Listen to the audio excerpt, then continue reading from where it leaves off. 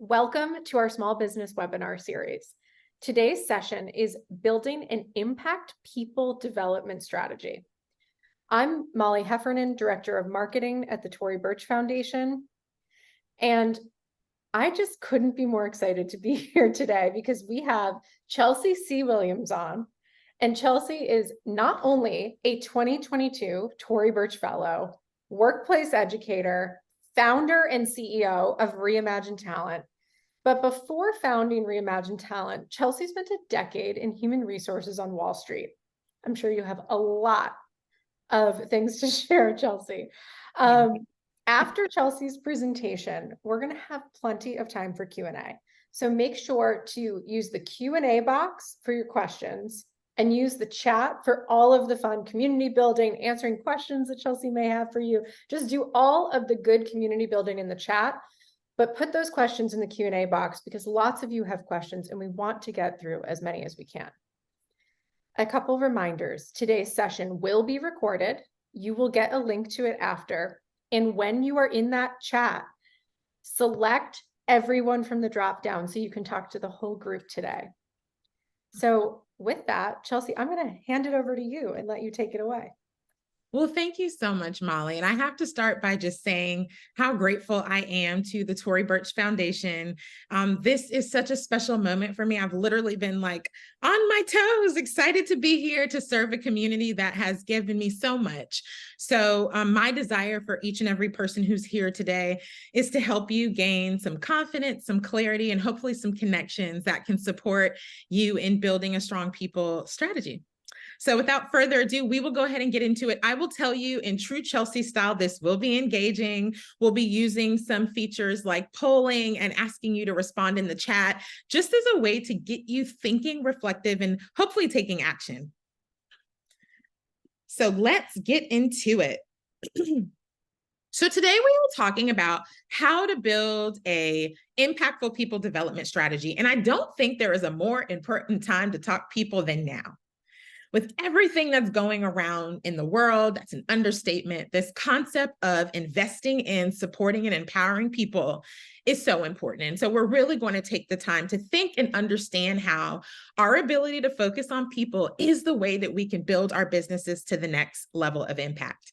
As shared before, I will be sharing some of the insights gleaned through my company, Reimagine Talent. We work across the country with organizations in a B2B capacity, supporting their talent development strategies with a focus on manager and leader development and supporting this next generation workforce, Gen Z.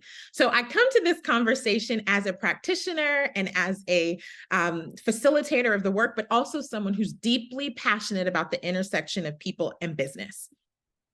What we're going to do in our short time together is I'll start by talking a little bit about the current state of work. Where are we? What's going on? And why does that matter as it relates to this topic?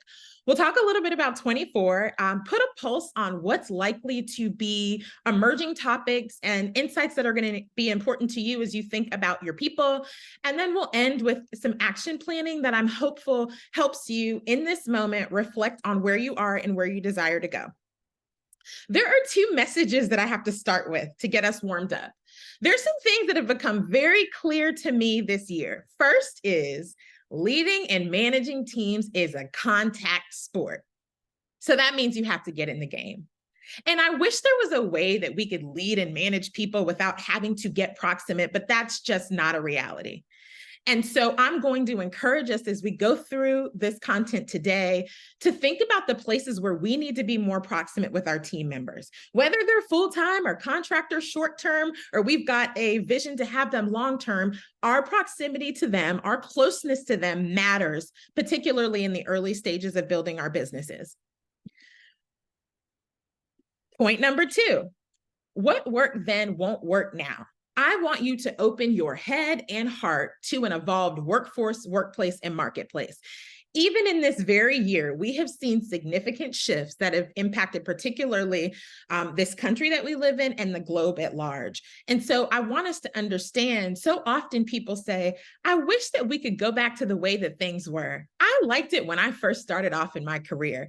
What these Gen Zers have to say anyway about work? What do they know? And I want to encourage us in this current space of thinking about and supporting people. We've got to be open-hearted, and we have to have an open mindset to the possibilities that are here. Because if we are fighting with this change and this evolution of values and interests that's happening, we're going to miss the opportunity to make a bigger impact. So I want to take some time to get to know who's in the house. And so I have a few poll questions for you. So you are going to scan the QVR in the upper left-hand corner and respond to this first question that I've got for you. I want to know a little bit about anyone here and your HR support. So if you have a full-time HR person on your team who's supporting people, let me know. If you've got a part-time or contractor person, let me know. If your operations leader is primarily supporting the HR and people work, respond. And if you have no one, that also helps. So respond accordingly.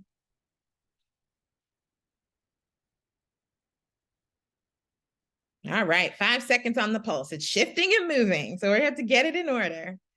So wonderful. Okay. The vast majority here is that 46% shifting has no HR staff. So that's what I suspected, but I wanted to understand. And again, this will be for you to really think about where this role and this accountability for how we evolve and support people lives. The truth is, people work is more than HR, right? It should be held and led by the CEO and other functional leaders. But so often as we grow, we do need someone helping us think about the practices, policies, and practices that are going to help us support our people. 40% of you said full-time, that you have a full-time HR leader, which is wonderful. So some of this for you might be more introductory, but I'm hopeful that I bring some things to your attention today that you can share with them. And then we've got this mix between folks who have an operation manager who's typically supporting HR. That's very common practice in small businesses. Actually, that is the reality at Reimagine Talent. So I can talk a little bit about the HR connection to the ops role. And then again, we've got a few of you who have a part-time or contractor situation. So my point is we've got a mix in the house. And so I'm going to try to speak to these different realities. Poll number 2, I'd like for you to think about where you are today. On a 1 to 4 scale, how would you rate your intention to offer resources that support development of your people? So if you don't have anyone on your team yet, don't respond. But if you do have even just one person, I want you to think about your current intention in this space.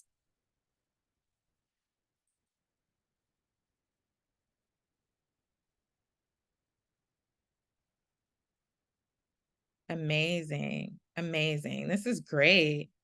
And not common, but I don't expect anything less in the Tory Burch webinar community. So 47% of you say you're very intentional. You're always thinking about how to support your people, because we know in this virtual room that our ability to support our people, again, is our ability to build our businesses.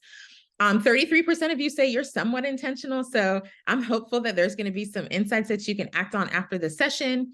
16% of you say that you are intentional. But again, maybe there are some places where you can expand impact. And then a few of you said you're not intentional, and that's why you're here. So by the end of this, I hope we shift you to somewhat intentional. So this is fantastic. My final post question for you is one that you'll just short answer respond. In the realm of people and team today, what's your biggest challenge? Where are you seeing bottlenecks or roadblocks in your ability to build team? If there's one thing that comes to mind, drop that through the QVR so we can collect these responses. What's your biggest challenge? Hiring, communication, dependability. Yes. Funding. Do I have enough revenue coming in to even hire people? Quality of people, trying to make sure we get people who are dedicated and who have the skill set for our organizations. Retention. I need to keep people in their seat, right? All of these are realities. And a transparent moment, they are all things that I have lived this year or I am navigating through myself.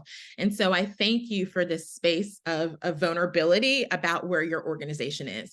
Now let's take a moment, because the beautiful thing about Slido is the larger something is, the more responses that we've seen. So funding. I need to be able to make my revenue grow to be able to consider bringing in people. That's a reality. Accountability. Maybe we hire people and we work up enough revenue to bring them in, but what's the accountability and connection to our bottom line or to operational efficiency or to culture building? And then, of course, we've got folks who've co-signed on hiring and communication. So this is great. And there's some things that we're going to talk about shortly. So let's get into the meat of the work. Thank you for your participation. What does people development mean? I love this overview by Culture Monkey. People development, also known as human or employee development, refers to deliberate strategic processes of enhancing skills, knowledge, capabilities, and overall potential of individuals. So our call out here is when we're thinking about people development, we have to be deliberate. We have to be intentional. We have to be thinking about where we are and where we desire to go. And developing people is more than just one lens. It's skill building, it's sharing knowledge and resources, and it's helping to build up strong people, to build up leaders who can help us drive our business forward. The plethora of people development within organizations is broad. This is a short list of all of the different ways that people development can show up as your organization grows. But I wanted you to understand just how multifaceted this conversation is. So multifaceted that we can't get through everything in 75 minutes, okay? But we'll cover the basics today. I want us to understand how we think about learning, how we're upskilling our people for changing industry and sector is an element of people development. How we're considering skill sets, how do we transition or have mobility from one job in our organization to the other? How we consider coaching, what it looks like for us to have mentor programs, official mentoring or unofficial mentoring. All of these are elements of how we develop people. I want to take a few minutes and talk about our current state of work. Why? Because our ability to think about building and developing our people without considering where we are today is a missed opportunity. Because there was a time in the workforce where people wanted to separate the personal life from business. We should all know here that those days are long gone. The reality of what is happening external has a direct impact on our people, their engagement, their development, and how we can keep them involved or retained within our organization. And so I put a short list together of some of the realities emerging in real headlines that are happening right now that I won't say could impact our people, are impacting our people. And if they're not impacting them today, they will impact them in the future. And as leaders and business owners, it's our responsibility to be aware of these things. Now, we may not have the answer, but we should certainly be aware. So this is a short list. I start with this current reality that is impacting our globe, the war and terror that's taking place. Moment of silence for that. Some of us don't have the words to accurately describe what's going on. And so we haven't said anything, or maybe we've struggled with the right messaging for our people. I want to encourage us that we build the muscle of communication on the events and experiences that are taking place in the world, because our people are thinking about that, some of them directly impacted. The economy. Let me get an emoji or something in the chat if your company has felt the impact of this year's economic crisis. Some of us more than others. We definitely have at Reimagine Talent working B2B. We've seen a slowdown in work with organizations simply because they've been impacted by the economy. So that's a very real thing. Now, some industries, it's been great. You haven't seen the impact, but we do need to understand by and large that this has been significant for most folks. Rise of AI technology, globalization, we're starting to see that take place as we see some companies offshoring roles that used to be primarily housed in the US. Defunding of diversity, equity, and inclusion, the recent Supreme Court decision on banning race-based college admissions, the political landscape. For those of us who are in the US, we will see next year how that shifts and evolves things. I am not here to have that conversation, but it is something we need to be knowledgeable about, particularly on a national and local level. And then emerging Generation Z. We are seeing this generational shift that's taking place. Gen Z's coming in hot to the workplace, and organizations are trying to figure out what to do. So short list, but important list. And I start the conversation here because, again, it's our responsibility visibility to know what's happening external, because our ability to develop and support our people internally will ultimately really harper around how this intersects to their lived experiences and how this impacts our companies, our clients, and our bottom line. If there's something you all feel that I have missed on the slide that's really been bubbling up for your organization, I want you to drop it in the chat so I can see what other emerging headlines do we need to be keeping our eyes, ears, and hearts open to. Any thoughts? I'd love to see it. I'm going to give you about 20 seconds to respond in the chat. And if you think I did a good job with this list, you could say, this list looks meaty. Okay, so respond in anything that comes up for you so that we can hold space for what is taking place in your world. And Molly, if you don't mind sharing a few of the things that might come up, I'd appreciate it. Yeah, absolutely. Well, everyone here is saying this list is all of the above and everything that they're feeling. We're also seeing mental health crisis. Yes, that's a good one. That is a great one. Issues of women in the workforce. A lot of verification that this list is accurate and how people are really feeling right now. And in a sense of purpose is a big one on Mackenzie's team. Yeah. Love it. Well, we will be talking a little bit about that more. Mental health was a big miss, so I have to add that on as number 9. But here's my suggestion for you all. This is your slide that you can take with you. I highly encourage you to share this with your team, even if it's one person. We had our team planning session for 2024 last Friday, and we talked through each of these and the impact that it'll have for marketing, finance, operations, client success, because the team needs to understand the breadth and weight of this as well. Okay, so let's put this list to work.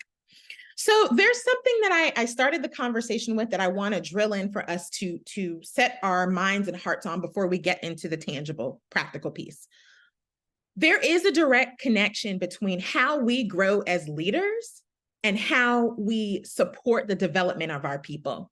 It has become so real to me that when I neglect to focus on my leadership building and how I show up, that trickles down to my team and my people. So before I get into people development strategy and things you can do, it is vital that I say how important we have to be as leaders in supporting our development and growth, coaching, therapy. I believe in all of it. Communities like Tory Burch, we need this so we can be our best selves.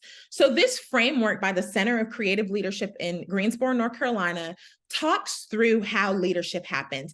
And I believe it's so important as we think about setting a people development strategy. 3 pillars we need to understand when we think about leading people. And we need to be clear on this so we can guide people to where we're going. Number 1, direction. And there has to be an understanding of the vision that's being set forth. And guess what? Your people want to know where you're going. So your ability to crystallize direction and then have conversations about how that impacts marketing or operations or finance is important. Commitment. So often we do not think about how we build commitment. In the last few slides, some of you shared accountability. I need to know that the people I'm hiring, there's something that they're measuring against. That's the commitment conversation. So some of you may call them KPIs, key performance indicators. Some of you will call them goals. You'll keep it simple. But I strongly believe as we talk through people development, even if you feel it's very premature and you have 1 employee, I want you to be crystal clear in what that person is being measured against. What does success look like and how can we quantify that? And then finally, alignment. Alignment is where us as leaders think about our big vision. We allow our people to, especially our leaders of function, we allow them to share what's top of mind for them, what they've observed. Sometimes we might have to reconsider our vision. Maybe it's not realistic given some bottlenecks, but we hold space for our people on our team to share what is impacting their day-to-day. Because as leaders, so often we're not really in the weeds like they are. So that's the moment where we're able to come together and make sure that they have a voice, but that we're also leading the pack. I love this graphic. It changed my entire leadership style this year. And I think it's very important for us to keep top of mind. So some of you might be saying, okay, Chelsea, I get it. Direction, alignment, commitment. Can you help me understand the official breakdown of where that shows up? So here's some questions you could consider as you go through each pillar. When we talk about direction, what is that? Where's your organization going? And what mindset, skill set, and capabilities will help your team get there? Alignment. Where does collaboration and ideation happen cross-functionally in your organization? Or even if it's just a few people on your team today, do you have a standing meeting when you're coming together, or are silos happening in your organization? That's a question for you to reflect on. And then finally, commitment.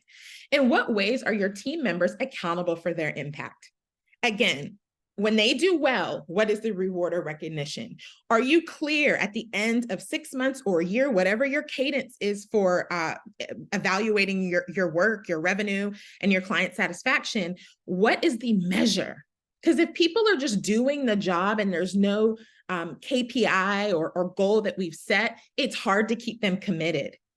Sometimes that's where we see that the goal or vision or target is always shifting and changing. So I encourage you may not have the time to do it now, that you go back and consider this framework and you think and reflect on these questions as the first phase of building out your people development strategy. I want to take some time while we're here, because I know if it doesn't happen now, it may not happen, to pulse you all. I want to give you some time to think a little bit about what we just talked about. I'd like for you to reflect on your organization today. I'd like for you to consider the tangible, that means that you can point to them, behaviors and actions that you have taken as a leader to support your organization's direction, alignment, or commitment. Some things you might consider.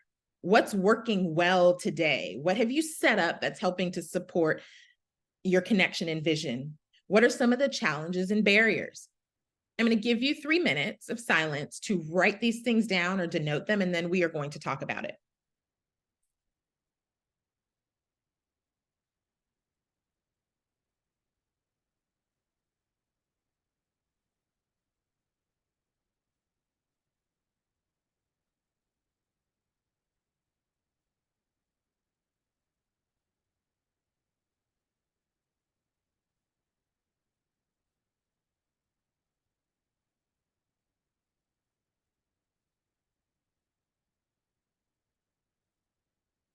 Tangible behaviors and actions you've taken to drive your organization's direction, where you're going, alignment, connection within, or commitment to that big vision.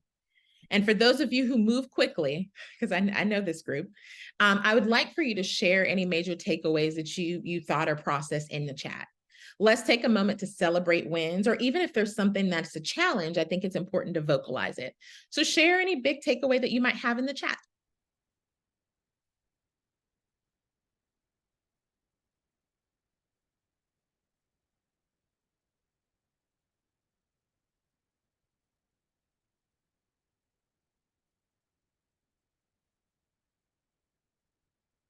"60 seconds.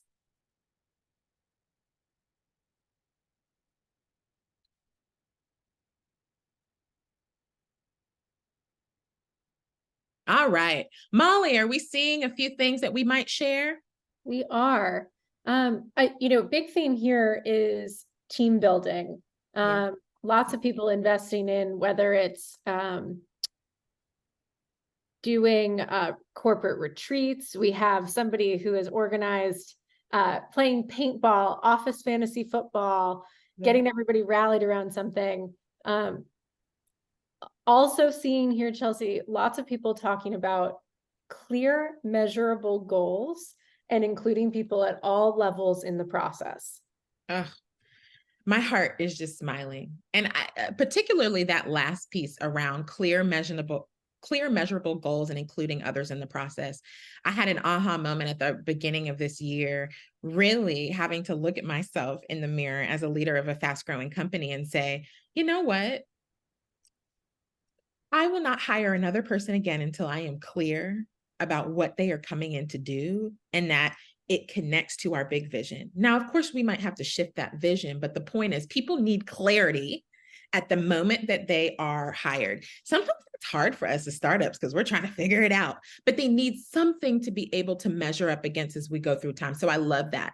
And then, yes, the more we have time, simple time just to ideate and brainstorm, it might be a 30-minute segment every other month where we just come together and we as leaders have open-ended questions and we see where that leads the conversation. But people really value that because that is a place where they are heard.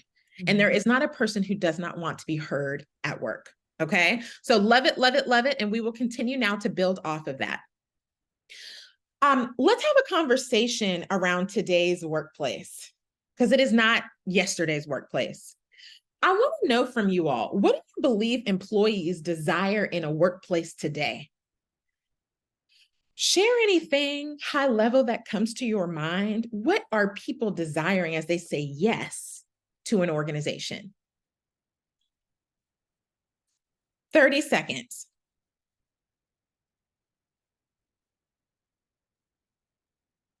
Oh, purpose in capital letters. I love it. That's true. To be heard. Yes, exactly. So good. They're looking for flexible work. I'm seeing that in here. They're looking for fair pay. I would even say they're looking for good pay. I don't know who else might be hiring right now, but these demands for salary are something else. And I'm not mad at it, but it's definitely a reality. Unlimited PTO. People want that flexibility. They want appreciation. They want respect. They want growth plans. Yes. Whether or not people are going to a large Fortune 500 company or a growing startup or a solopreneur who's starting to build their team, there is not a person who doesn't have a vision for what they want out of work. Now, our responsibility is to determine the culture and values of our workplace. And ultimately, as we seek out talent, determine the people who are going to be additive, not a fit, but additive to what we are building. Love it, love it, love it. Well, you all are so good. You have been like looking at my slides. Deloitte did a study last year on what job seekers, those who have not landed a role yet, and employees, those who are employed, want out of work. They thought there would be a difference in the two, and their research showed them that the 4 pillars transcended both of those camps of people. What do people want? They want values alignment. They're saying, I am not going to be at a place where I do not feel a connection to the value of the org. They want purpose. I love that that was on the last slide because now you know that that's not just what you think, it's a fact. They are looking for purpose and connection to deeper work that impacts people. They want vision. Where are we going? I need to know before I say yes to you and your team. And belonging. Now, belonging was the new add-on over the past few years. No brainer. I think we can all determine that that's been a big deal for people. But there's this concept of, do I belong? Am I valued for who I am? Can I share my experiences openly? Am I seen as a part of what folks are looking for? I thought it was important, again, before we get into setting strategy, let's orient ourselves on how the workplace and workforce has shifted. These 4 pieces are a great way for you to go back, take some time, and think about where you stack up on these 4 pillars as you're going out to hire, or even if as you're thinking about your people internally right now. Because here's the thing, you might have a team of 10 people, you might have 100 people at your organization. People have different values. Everybody thinks that everyone has the same value, and it's just not correct. So what you might do is seek to understand the values differentiators of your people. What are some of the common core trends that go across the organization? And then where are their distinctions based off of individual people's lived experiences? That's homework that you can do formally in a group, all hands. You could use Slido. I love Slido, and capture those things in real time, or you can do it in one-off meetings. But you don't want to be blind to what your people care about. I'm going to repeat that. You don't want to be blind to what your people care about. It's a miss for building strong culture, and it's a miss for being able to grow your organization and keep talented people.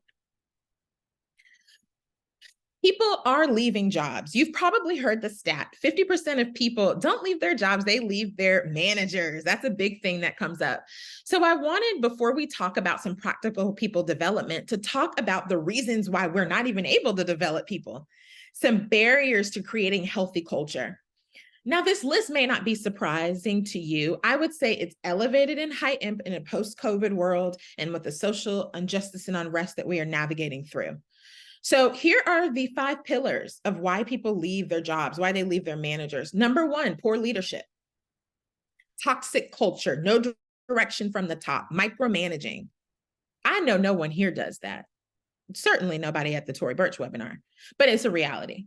Better pay. That is a thing. Whether we are small business or we are a Fortune 500, 100, or Inc. 5,000 company, people are seeking to be paid for their job and their work. Now, for us small businesses, oh my goodness, that's the hard part, because where a role we thought might be 50K in this current environment, it's like 65, 70. I'm literally navigating through that right now, people. So I'm having a transparent moment with you, but the pay conversation is a real one. And at some point, people can be passionate and they can have values alignment to your organization and they can love your product or service.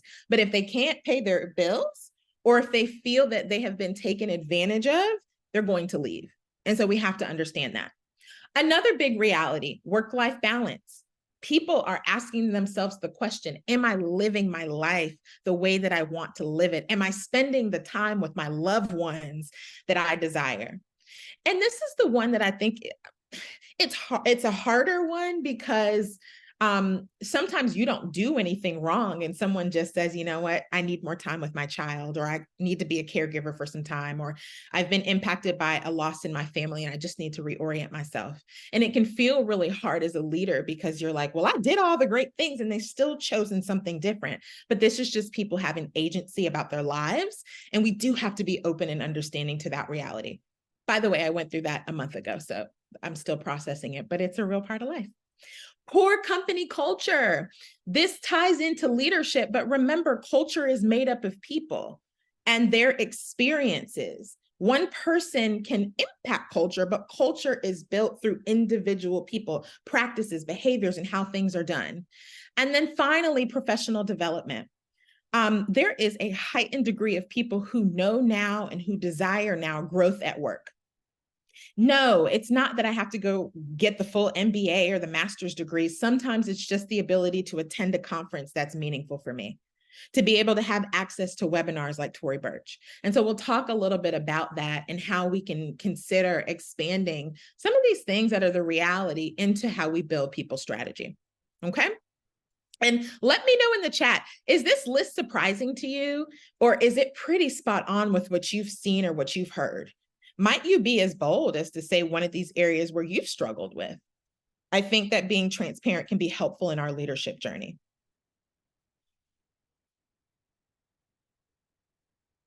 Molly, are we seeing anything in the chat? We're seeing a lot of spot on, and then a lot of people sharing that these are the very reasons that they too have left positions that they were at. So I think you're right on the money. Yes, yes. And I think my big point out to you all, again, another very candid moment, in my former Wall Street days, I'd look at this and be like, oh my gosh, absolutely. Some of them more than others. Today, as a small business owner, I have had to face the reality that even when you are a small business, a growing startup, whatever you want to call yourself, people still care about these things. If it's 3 people on your team, if it's 10 people on your team, if it's 100 people, 500 people on your team. And so the more you start to get aware of this early, the more you're preparing yourself for scale later, because you've already thought about these foundational pieces that you can build for as best to your ability as possible. Okay, now we're going to get into the good stuff. I'm at my time tracker now, and we're going to talk about some very pointed ways that you can focus on your people strategy. We spent the first half of the session focused, really, I hope you felt it, it was on you. Because we don't need to be talking about a people development strategy until we've thought about ourselves and gotten clear as leaders. But now we can talk about our teams and how we support them. So we will go through this. Fast fact, you might already know this, but employees are a company's greatest asset. It's why labor costs average 70% of a company's expenses. For anybody in the house who would say that labor cost is a top 2 expense for your business, drop it in the chat. Just say me, do a hand or something. For many of us, labor cost is a significant part of revenue. And we see our funds go towards this. And this is why it becomes so important that we hire the right people, we're clear about their roles and responsibilities, and we support them. And so I want us to start this conversation. Before I give you some practical strategy, I want you to understand how real this is, particularly for small businesses. So 4 things I want you to consider as we head into 2024 that are going to be important for your people. Again, put your hat on to where you are today. And then where you see yourself going next year. So if you've got 1 or 2 people on your team, contract full-time, or you've got 100 or 200, this is still relevant. Increase feedback mechanisms. Now more than ever, people want to know how they are doing. They may not tell you that, but they are definitely wanting to know, am I performing? Am I missing the mark? What are the opportunities? Where are you seeing me grow? And so we need to do the work of redefining what feedback is. Feedback is a development tool. We want to increase our ability to give feedback. We don't only have to give feedback at the mid-year point or the end of the year or in a one-on-one meeting or have weekly. We can give feedback through an email. We can give feedback if we're together at a client meeting and we observe something. We can say, hey, Liz, hey, Janet, I saw what you did with that client. That was great. Or, you know what, you did great, but consider this for next time. We should be giving feedback all the time. Why? Because we never want someone to be surprised about how they're performing. If they're surprised, we've missed it at some point. And that's what we have to be accountable for as managers and leaders. We need to structure cadence reviews and we need to align them to performance and reward. So again, even if we've got a contractor on our team or we've got a small team of 10 people, we need to formalize when we're giving people feedback on how they are impacting our bottom line in our company. You as the leader have to set that up. I wish I could tell you that someone else can do it, but you have to show that it matters to you. You have to set it on the schedule and the agenda. You need to set a tone for here's my expectation when we meet to have this conversation about the business and then your role. And you need to let them know that it's a part of your culture. And that's something I cannot underestimate in this moment for you, how important routine feedback is in people's awareness to be engaged in your organization. Okay. And by the way, we do a lot of work at my company with large companies, Fortune 1000s and 100s. They are still struggling with this concept of feedback. So if you can get it right in the smaller stages of your organization and startup, you'll be preparing yourself for growth in a really powerful way. Number 2, I want you to support a learning culture. This can be hard because so often we think there is an expense to learning. Oh my goodness. I don't think I can afford getting everyone on the team LinkedIn learning access. I don't think I can send each and every person to a conference that's $5,000 with travel and accommodation. But I want to encourage you to get scrappy. I want to encourage you to get creative. I want to encourage you to use your resources. So when I talk about supporting a learning culture, think about how much you have access to as a leader and an entrepreneur. If you are here today, you have demonstrated a level and measure of success. You likely have a community that you have built over time and you've got access. I want you to think and tap in even more than ever to what's in front of you. Certainly this webinar series, we have built in some of these Tory Burch webinar replays into our onboarding process, whether it's marketing team, whether it's client success, whether it is more specific, distinct roles like media. We don't recreate the wheel. We don't have time to recreate the wheel. So we go back to what's readily available and accessible, and we use that. Professional association memberships, depending on your industry. If you are in computer science, you're a technologist, and there's an association that you're a part of. If you're a CPG brand, and there is a community of CPG sellers that exist, and you're going to those association meetings, those are powerful places for you to get resources that helps you. We are in the HR talent development space. So the Association of Talent Development, SHRM, the Society of Human Resource Management, no brainer that our ability to be connected with them allows us to have access and resources that we can share with our team. Shout out here, and Tory Burch is the best, but there are other communities that are supporting women entrepreneurs. WeBank, Digital Undivided, Goldman Sachs 10,000 Small Businesses, Women's President Organization, Luminary. Some of these I've been active in and am active in. They are great places for an accessible fee for you to get things that can help your people, and you can scale learning and development simply by your connection and your affiliation. It is well worth it. Take advantage of it. The final thing that I would offer to you, and it's something that I have just discovered in North Carolina, in Raleigh, where I live, is that your local city or state may have something that's called an incumbent grant. They're grants that your city or state gives out to small businesses or organizations or solopreneurs to gain skill through training that they can take back to their organization to help their growth. Now, I had never heard of this. I heard about it at a conference in North Carolina. I contacted our local city government and they're like, yeah, we've got a X amount grant that you can apply for training anyone on your team who's based in our state. And you do the training and you tell us, you share with us how it is, and we pay for it for you up to a certain threshold. I was so excited because, again, we don't have the extra funds for all these extra training programs, but on a city and state level, there oftentimes are resources for us. Now, if you're a woman of color, yes, I said that because that's the thing. There are grants that are available. We are getting certain grants simply by our identity, and we appreciate and value that. So you can do that too. Please get active in your local city and see what's there for you. Final two. Amplify recognition and reward. I think this is really important because, again, no, we cannot, as small businesses, often make it rain like the big companies in terms of bonuses. But we can think about the little things that we can do that make people feel that value and appreciation. We certainly, at a minimum, should be providing verbal praise, documented praise. We can do special invitations to events and projects. We've got a major fashion retailer in New York City that we work with. They had a big event, a holiday event, a few months ago. Really special, all the people there, all the opportunities, shopping extravaganza. Couldn't go, I was away, and they said, hey, would you like to invite someone on your team? Guess what? I went to one of our Rockstar team members and I said, I won't be able to be there. Do you want to go? It was one of the highlights. Okay. And it's not even directly related to what he does, but he wanted to be in the house and build community. And so this was something that he was able to show up for. All that stuff counts for people. Incentives aligned with performance. Get creative, people. Prime example, we've got a marketer on our team. She's a strong copywriter. She also has done media before. So she came to me and said, Chelsea, we've been doing your marketing work. How can I support media too? Let's test out some pitches. I know you can't afford a person to do this for you, but maybe we can do an incentive structure depending on what we land and vice versa. And I was like, wow, I love the way you're thinking.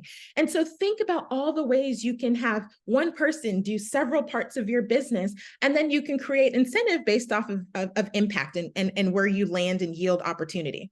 And then finally, curated gifts. My team loves nothing more than a bouquet of flowers, dinner on me, spa dates when we're in the same city. All of that stuff may seem very minute to you, but it's showing people appreciation. And over time, you're depositing the moments that make them feel appreciated until the time when you can build in a bonus structure into the annual salary that people can get really excited about. Start where you are today. All right, fourth piece. I want you to offer mobility and cross-functional collaboration. This is very important for the small business, but even if you're an organization that's at 100, 150, 200 people are still looking for mobility. And so opportunities where folks can work in partnership with other individuals or team members can be great. So think about the things you need to get done for your organization, the vision and mission you've set for 2024. Who will it require to really spearhead and be accountable for that could partner together on projects?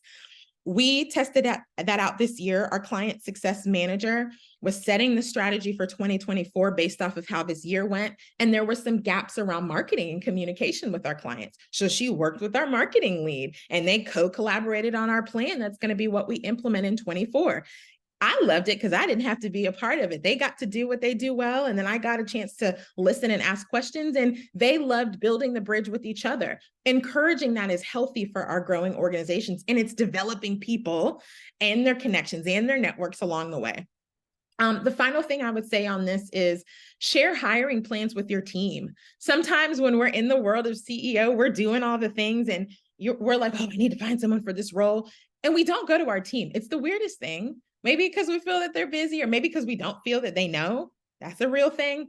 But I would say, get in the habit of saying, here's an open spec, share it with any people that you know in your network. Or here's what I'm thinking about in the next 6 to 12 months. If you see or hear anything in your network, just let me know. And they feel included, they feel valued. And it's a way for you to take off the load and share that with other qualified, passionate people on your team.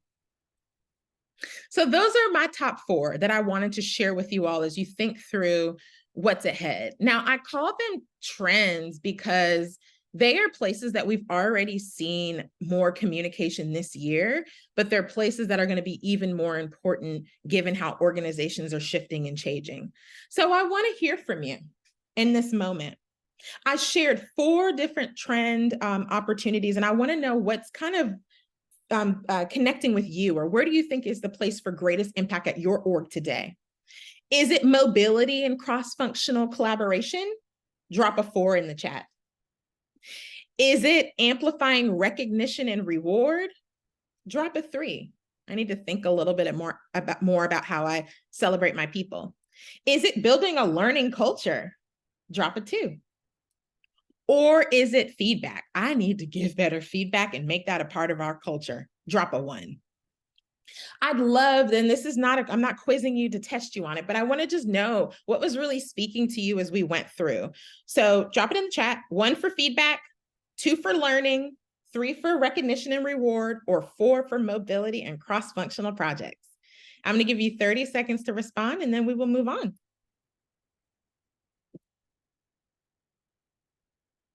What are we seeing, people? Molly, what's the pulse? We got 1s, 2s, 3s, and 4s, but noticing a couple of trends. Lots of people doing a combo.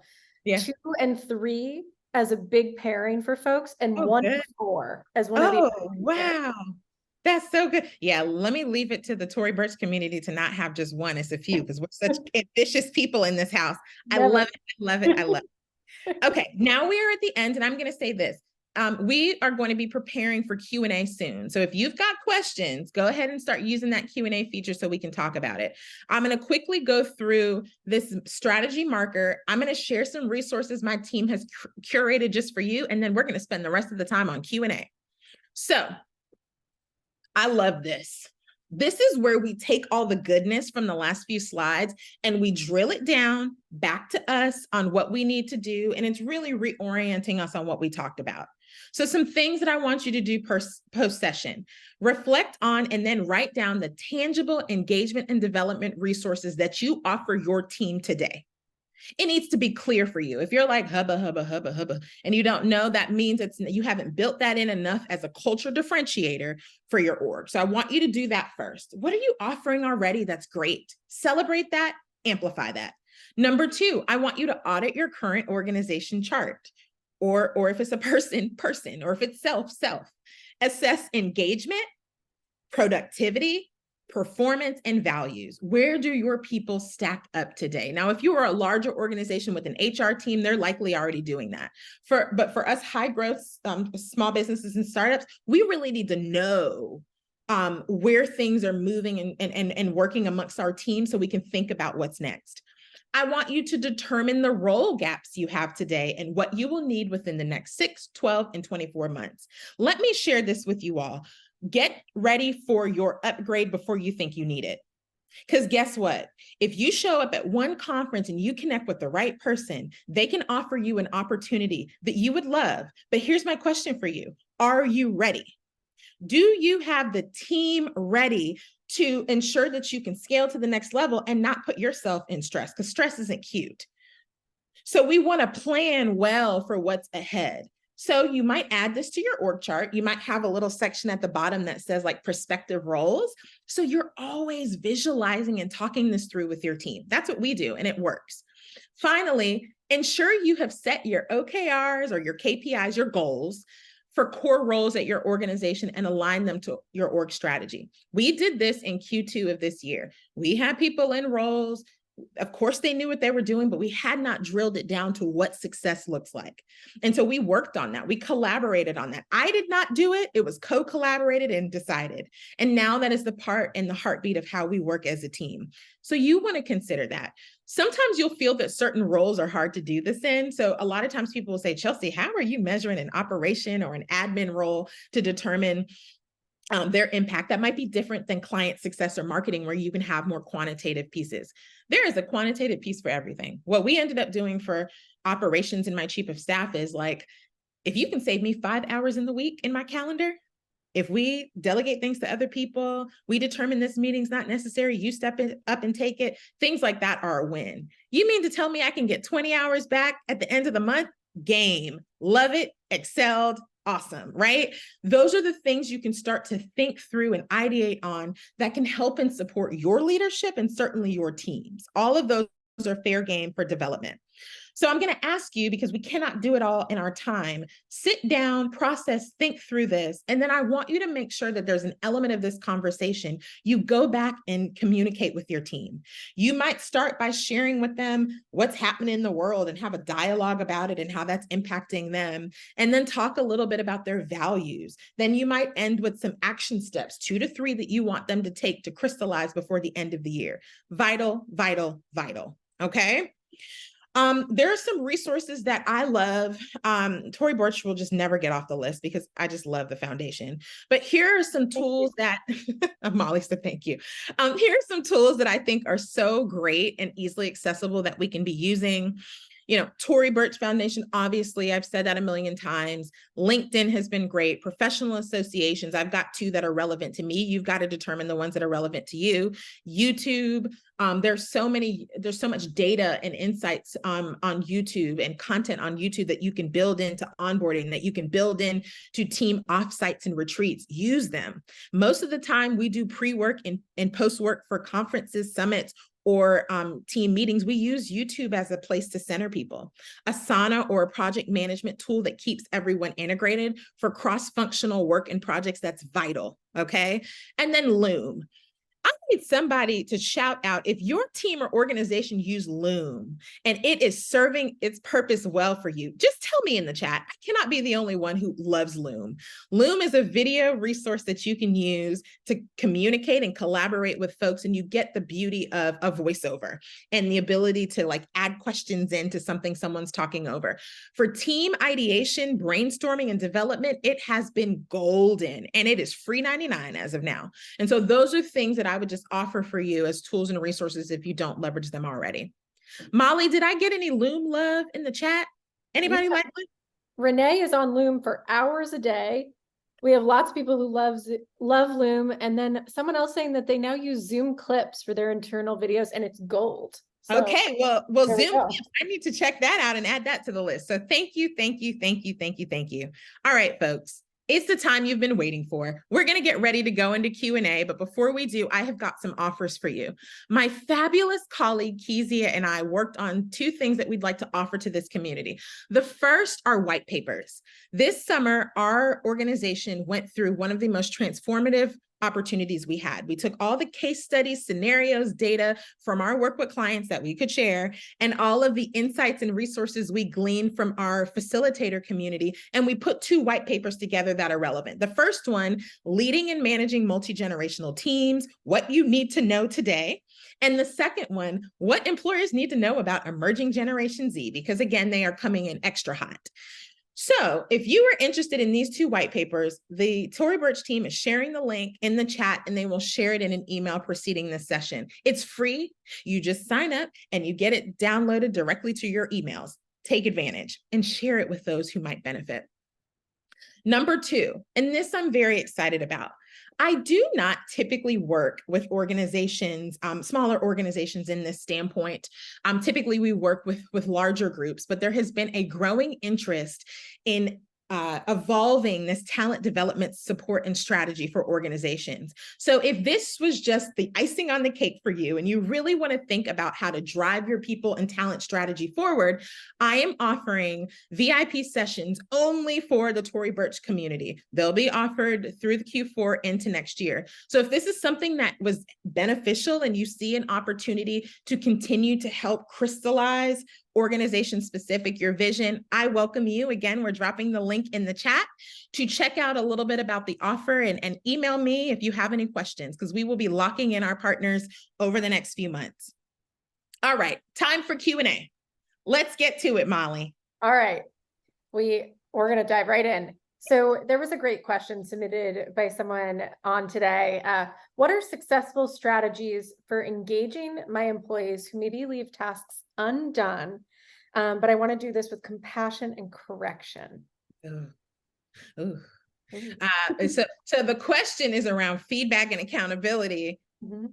And the heart of the question is to do it with compassion and correction. Okay, well, I love the question because I do think it's so important these days when we're delivering feedback to remember that there's a human who's receiving the feedback.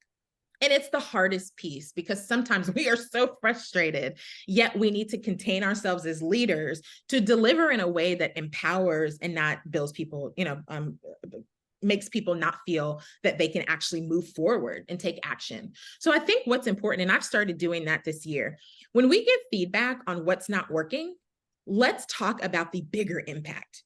There's the impact on myself as a leader or your colleague, where it's just like, you know what, this isn't helpful. There's more work I have to do, or we're not going to be able to meet the deadline. But then there's the impact on your team or your functional area. This is impacting our ability to bring in business. This is impacting our ability to have great products out to our customers. And so I think sometimes the feedback has to be bigger than self. It has to be about the impact that it has on the organization itself, because then people really understand, oh, me not showing up on time, me not having attention to detail is impacting our clients. And guess what? If something's impacting our clients and they don't continue working with us, or our customers say, I'm finding another product, that's money. And if we're not bringing in revenue, that's your bonus that you're asking me about. And so that connection can be valuable for people. What I love about that, Chelsea, too, is that it also gives you that sense of my contribution can have great impact, right? Like you can get that positive sentiment coming out of that too. All right. So Shannon asked in the Q&A box, and I'm going to read it here for us. We talk a lot about how to be great leaders to everybody else, how to motivate, how to train, how to support. But how do we, especially for people who are founders and are at the top of the ladder, so to speak, how do we do that for ourselves? Oh, Shannon asked that. Shannon, Shannon, are you trying to take us into session number 2? It's the post session. That's a very, very, very good question. And it is one that I think about often. This is why I started, Shannon and everybody who's here, with not going into all the people stuff first, but starting with self. Because we truly, you've heard this a million times, we can't pour from an empty cup. That's very real. And so what I would say, what I've done is, and I can really truly say this in authenticity this year, I've really drilled down on what I need to do for self to be best for my team. Some of those things, like I said, and I say it all the time, therapy, it is required. And that's something that I do. Business coaching and business community. My Tory Burch fellow community, those are my girls. And I get to go to them when there's something I'm navigating through. I don't feel alone, because this is the thing no one talks about. As an entrepreneur and as a leader, we often feel alone. We can't go to our team with everything. You might have your right hand and you're still not going to your right hand with everything. And so that community of trusted people, invaluable. Hopefully you'll be blessed to have loved ones, a partner, best friends, your family, who are places and safe spots for you. I'm back home in Raleigh, North Carolina now, so I get to have special time with my family. We'll meet up and go for a walk, and I get to just talk with them. Things like that are very, very beneficial. Fridays as a day to be creative, and as a day to not take meetings because we're always in meetings, can be healthy practices that we can do.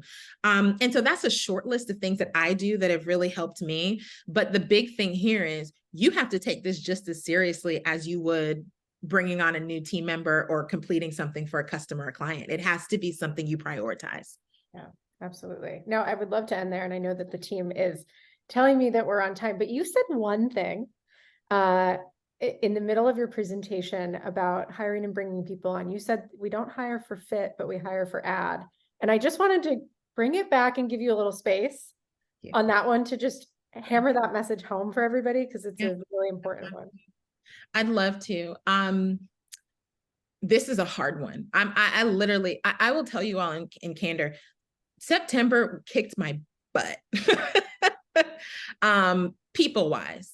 And it's something that will hit you from any angle. And again, you don't have to do anything for it to just be a reality, because we're people, we're humans. This concept is so important because when we're trying to bring in people to our organization, it is so easy to run and find someone who is just like you, especially if you like yourself. You'd be like, oh, I want another person like me. No, we're thinking about our org as leaders, which Yeah. means we have blind spots. Chelsea has many blind spots, right? And so my ability to say, here's what I can do well, but here's what I don't, and I'm honest about that. And to be able to understand that we have so much to gain by working with people who are not the same as us physically or even mentally or spiritually, any of the things that you think about, it is something that we often say we want to do. But Molly, I have to be honest, when we are sitting down looking at resumes or interviewing people and it comes time to make a decision, you really have to work really hard to identify where bias is coming up. Yep. And to really say to yourself, even to vocalize it, yeah, I was just biased about this person's background. I didn't think that somebody could work in our space because they haven't worked in beauty or they haven't worked in sports yet. And to vocalize it first, because then when you vocalize it, you can process it through. So we're always supposed to be looking for who adds to our organization, especially as startups, we're resource constrained. And so fitting it's not a club. This is not a posh community or club. It is a business where we are trying to reach a goal and an outcome. And so that means we got to be thinking about the long haul. So that's what I would offer on that. I know that we are at time, I believe. So I want to just go ahead and say, folks, I hope that this was valuable for you. Please let me know in the chat if you found this to be beneficial. My heart is so happy. It felt like 20 minutes to me, so I could spend the whole day with you all. But take even just a few things that were big for you. And if you can act on those few things, you're going to be successful. You can't do it all, but there are 3 or 2 tangible things that can take your business to the next level. Zone in there. Thank you so much.